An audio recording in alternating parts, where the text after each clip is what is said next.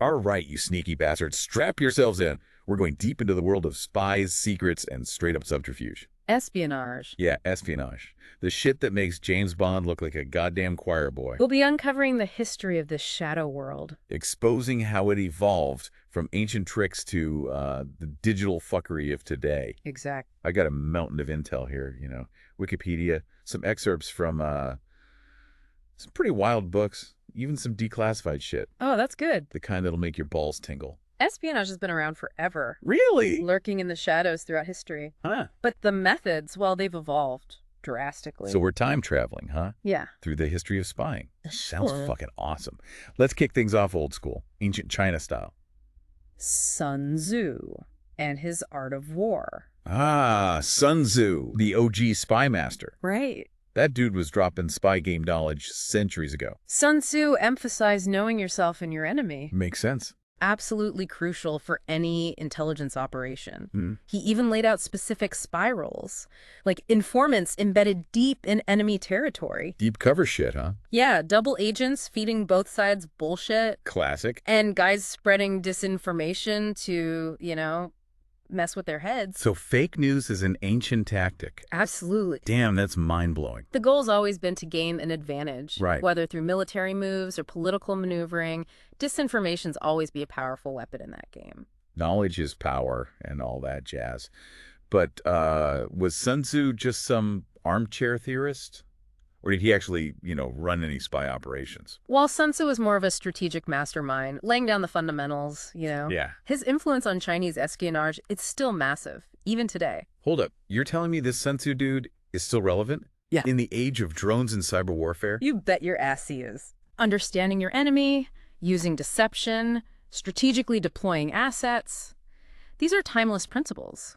The tools might change, but the core concepts, those remain rock solid. So China's been playing the long game with this spy shit for centuries. Uh-huh. What about the rest of the world? Were they just sitting on their thumbs while China was out there running amok? Hell no. Spying has always been a vital tool for anyone with ambition. Really? The ancient Egyptians, they had a well-developed intelligence system. The Hebrews used spies. Oh, yeah, Think of Rahab, Rahab. helping Joshua take down Jericho. Oh, right, Bible stories. But who else was getting in on this spy game?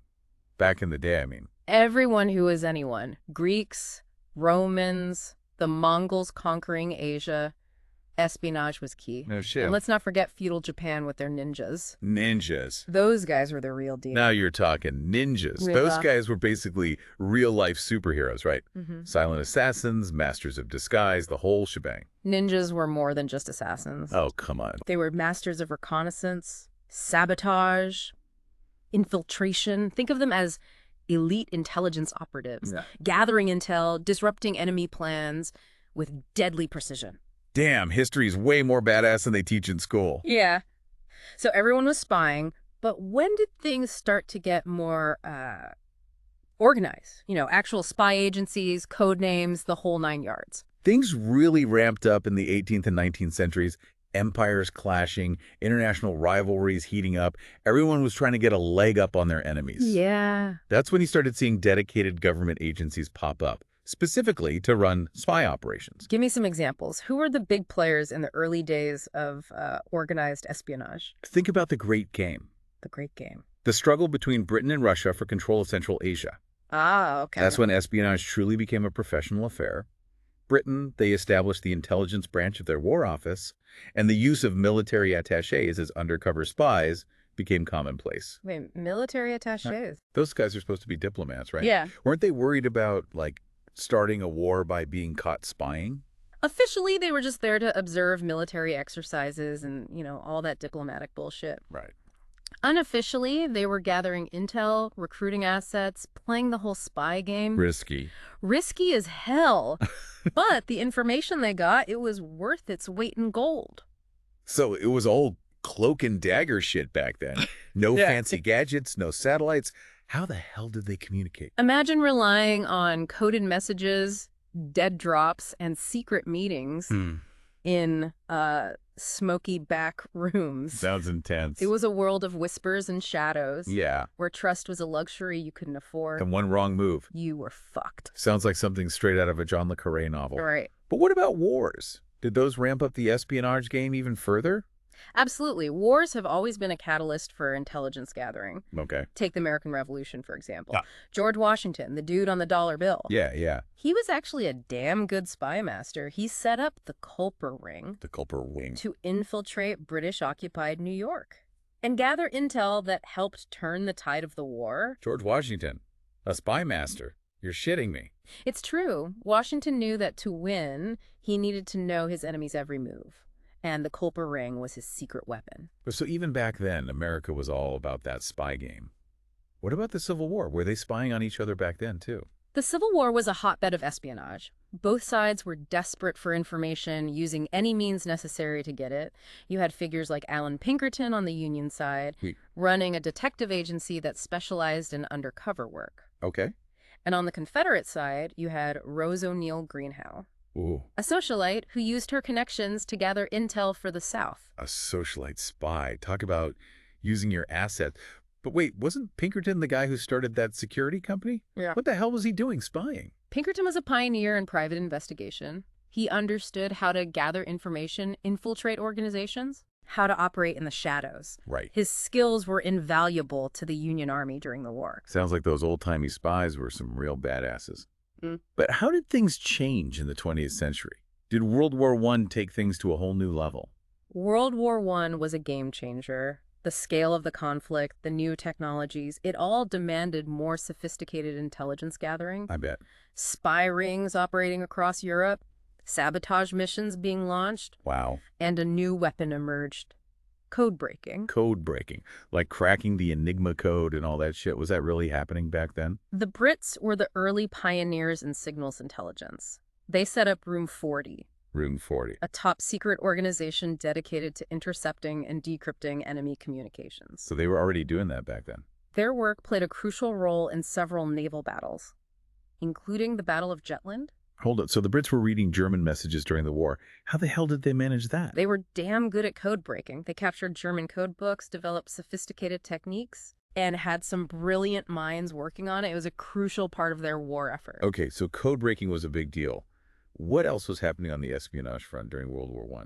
Well, you also had some notorious figures like Mata Hari, a Dutch exotic dancer who was accused of spying for Germany. A dancer spy. Now that's my kind of party. Yeah. But what about the Russians? They were in that war too, right? Yeah. Were they up to their eyeballs in spy shit? Russia's intelligence services were in a state of flux during World War I. Okay. But after the Bolsheviks took over, they created the Cheka, The Cheka. a brutal secret police force that used espionage to crush their enemies. Weren't those guys like the precursors to the KGB? Sounds pretty hardcore. The Cheka was notorious for its ruthlessness. They used infiltration, assassination, terror to maintain control.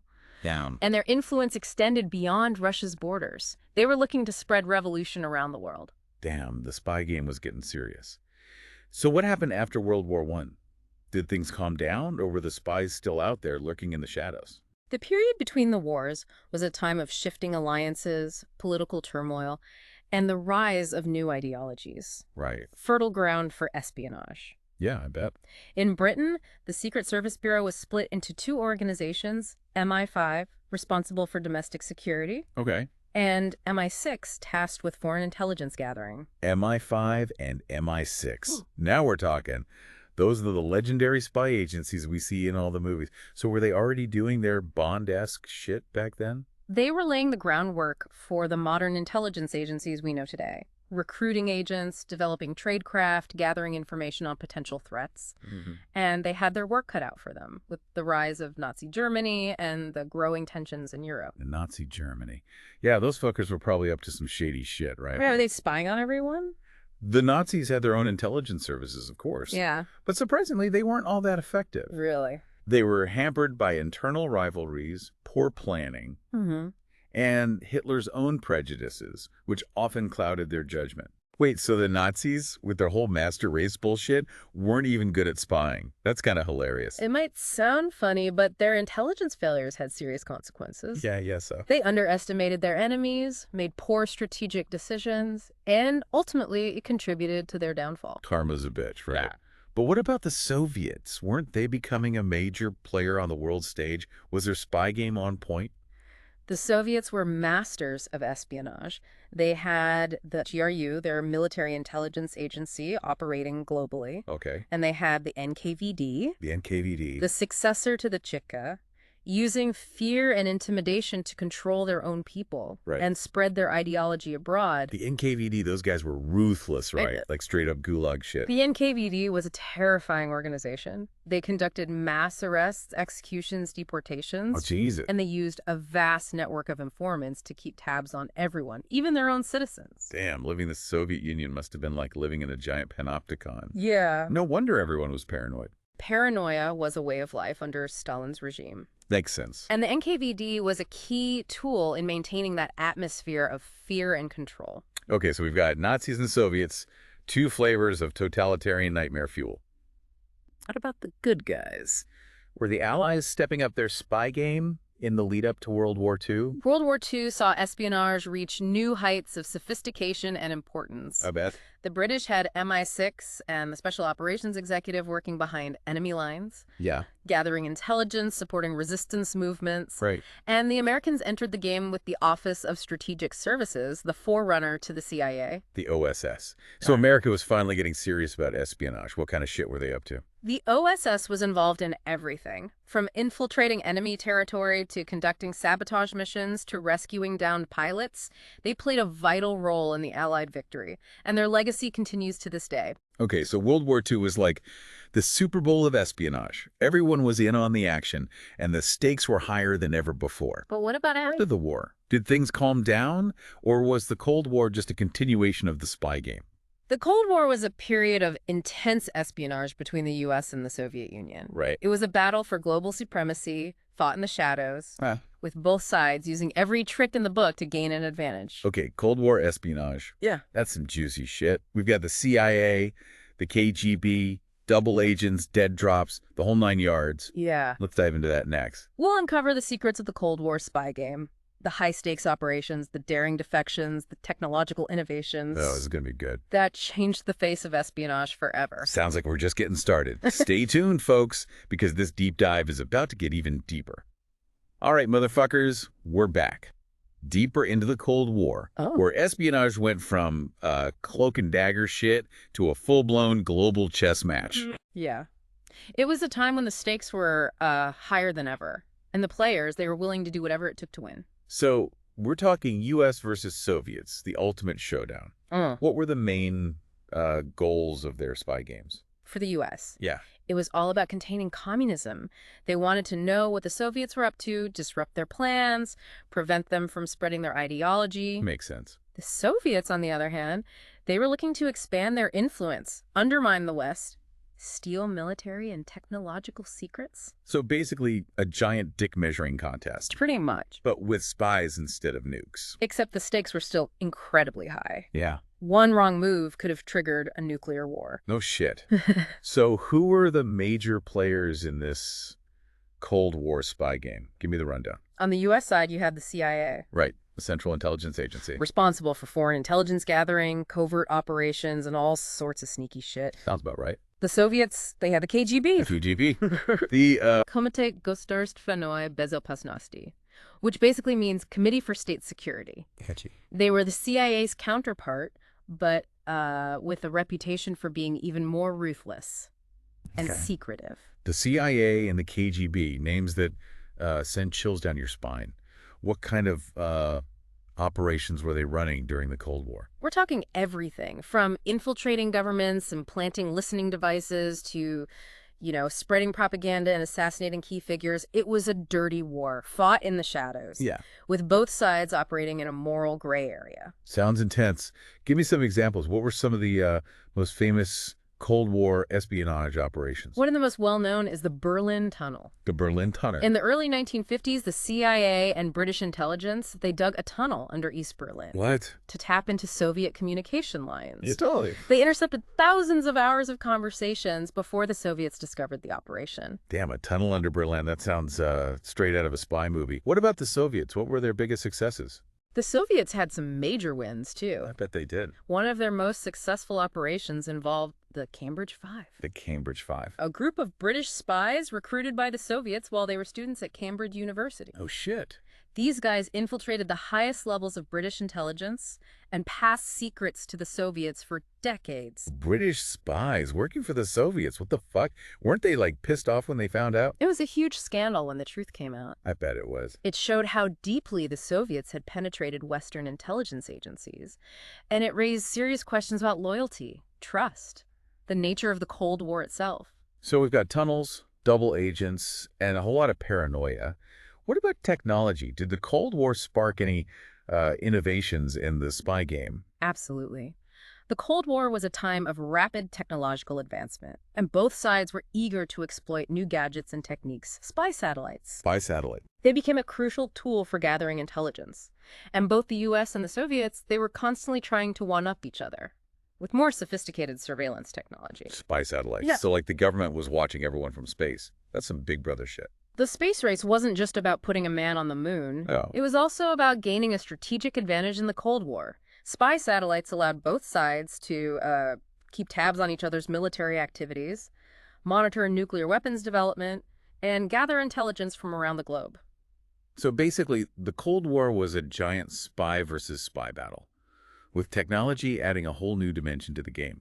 What about defectors? Were there any high-profile cases of people switching sides during the Cold War? Defections were a major coup for both sides. One of the most famous cases was Oleg Gordievsky, a KGB colonel who became a double agent for British intelligence. Wow. He provided invaluable information about Soviet intentions and operations, helping to prevent a potential nuclear conflict. His escape from Moscow in 1985, it was like something out of a spy thriller. A KGB colonel turning double agent. Yeah. That's some serious shit. Did the Soviets ever manage to turn any high-level American spies? Unfortunately, yes. One of the most damaging cases was Aldrich Ames, Aldrich Ames. Yeah, I've heard of that guy. a CIA officer who spied for the Soviets for nearly a decade. What? He betrayed countless American assets and operations, causing immense damage to U.S. intelligence efforts. Damn, talk about a backstabbing motherfucker. So the Cold War was basically a constant battle for information, right? With both sides trying to outsmart, outmaneuver, and outspy each other. But what happened when the Soviet Union collapsed? Did the spy game just end? The end of the Cold War didn't mean the end of espionage. In fact, it just changed the rules of the game. New threats emerged, new technologies continued to evolve, Right. and the world of espionage, it became even more complex and unpredictable. All right, so the Cold War's over, the Berlin Wall's dust, but the spies are still out there, right? Lurking in the shadows. What the hell's the espionage game like these days? Whole new world, man. Really? We've gone from cloak and dagger shit to cyber warfare, Yeah? from dead drops to data breaches. The players have changed, the technologies, well, it's advanced, and the stakes, higher than ever. So it's not just about stealing government secrets anymore. What else are these sneaky bastards after? Information. Information. It's the new currency. We're talking intellectual property, financial data, personal information, anything that can be used for profit, leverage, control. So basically everyone's a target now. Pretty much. Think about it. Every time you use your phone, browse the internet, or swipe your credit card, you're leaving a digital trail. Uh-huh. And that trail, it can be exploited by anyone with the right skills and motivation. Man, that's some big brother shit right there. Mm-hmm. Who are the main players in this modern spy game? Is it still all about nation states? Or are there new bad guys on the block? Nation states are still in the game, of course. Yeah. You've got countries like China and Russia. They've become incredibly aggressive in their use of espionage. They're stealing secrets, hacking into systems, and spreading disinformation like it's going out of style. Those sneaky bastards. Yeah. But what about non-state actors? Are terrorists and criminals getting in on the action too? Oh, absolutely. Terrorist organizations use espionage to gather intelligence, recruit members, plan attacks. Right. Criminal syndicates, they use it to move money, smuggle goods, evade law enforcement. And then you have hacktivist groups. They use their tech skills to expose corruption, disrupt businesses, make political statements. So it's a goddamn free-for-all out there.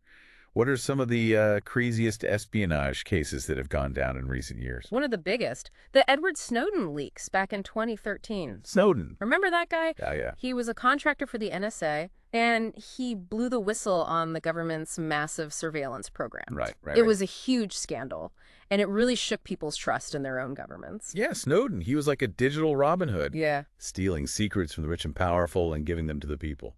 What about other cases? Any juicy scandals we should know about?